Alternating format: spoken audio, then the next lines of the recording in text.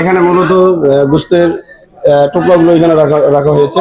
আমরা শুনেছি এখানে প্রায় প্রতিবার 400 থেকে 500 টোপলা করানো হয়।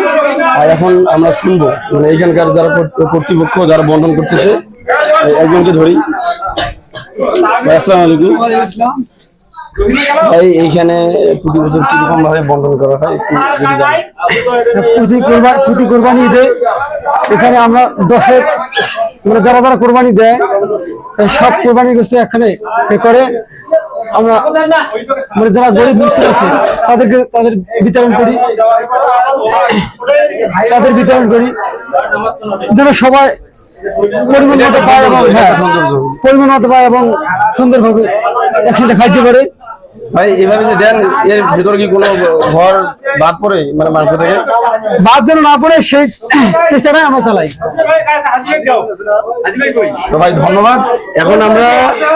এখন আমরা এখানকার মোড়ল বলা চলে কর্তৃপক্ষ এই সমাজের কমান্ডার, ওনার সঙ্গে একটু কথা বলবো। আসসালামু আলাইকুম। তো আপনি একটু আমাদেরকে এই কোরবানির মাংস বন্টন সম্পর্কে একটু ধারণা দিন। এখানে কোরবানির মাংস আমাদের গ্রামে যে সমস্ত পশু কোরবানি করা হয়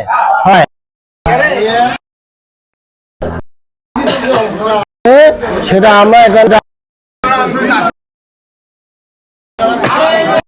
যাতে এই গোস্ত হইতে কোন লোক মাহরুম না যায়, বাদ না যায়, দুঃখ না পাই যে এক লোক পায় নাই।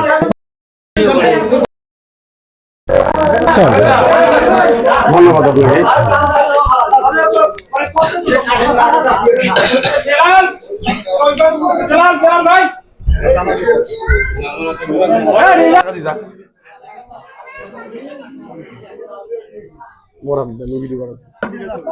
ভিডিও কর